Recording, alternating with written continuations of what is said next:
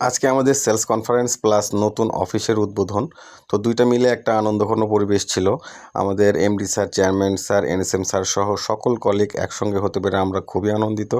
কুশল বিনিময়ের পাশাপাশি আমাদের মিটিংয়ে কার্যক্রম চলছে। সেই সঙ্গে আমাদের লাঞ্চের সময় হয়ে গেছে। আমরা এখন লাঞ্চ করতে যাব। আমরা যে হোটেলে লাঞ্চ করব সেটা আমাদের অফিসের খুব কাছেই। কিছু লোক আমরা লিফটে নেমে এসেছি, আর কিছু লোক সিঁড়ি দিয়ে নেমে এসেছে, কারণ লিফটে এতগুলো লোক জায়গা হবে না।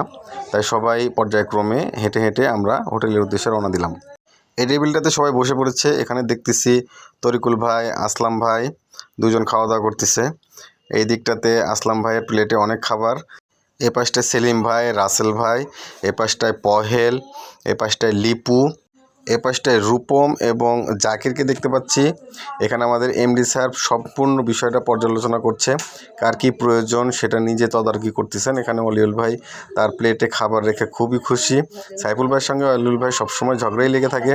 এখানে মজাম্মেল আর নুরুজ্জামান কারোর সঙ্গে কথা বলতেছে না, শুধু খেয়েই চলেছে। এই পাশে দেখতে পাচ্ছি আমাদের চেয়ারম্যান স্যার, উনি ফোনে ব্যস্ত, আমাকে দেখে হাই বলল। এখানে এনএসএম স্যারের প্লেটে কোনো খাবার নাই, শুধু কিছু সবজি আর ভাজি দিয়ে রাখছে, তাতে স্যারের খুবই মন খারাপ।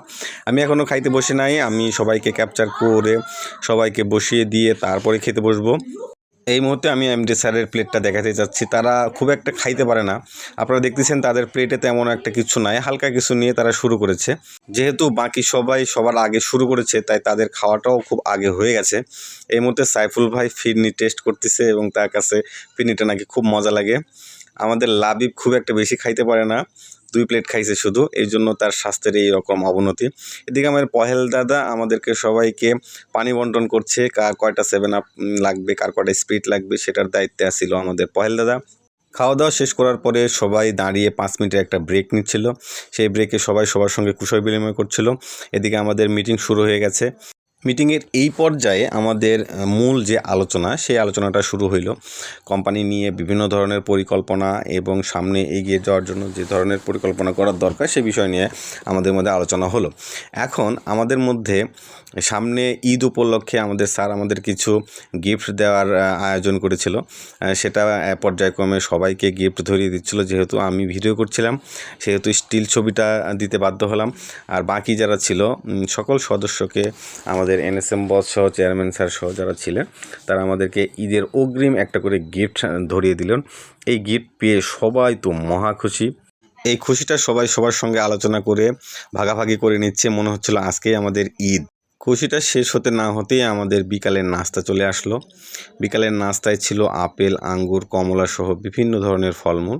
আমরা সবাই একে একে নাস্তা গ্রহণ করলাম। আমি চেয়ারম্যান স্যারকেও নাস্তার জন্য অফার করলাম, উনি নাস্তা করলেন না। এদিকে সেলিম ভাই চেয়ারম্যান স্যারের নাস্তা সহ অন্যান্য সকলের নাস্তা অর্ধেক একাই সাবার করে দিয়েছে। লিপু ভাই বরাবরই লাজুক মানুষ, সে ক্যামেরার সামনে আসতে চায় না। এদিকে তার প্লেটে কিন্তু কিচ্ছু নাই, সবগুলো খাই ফেলছে।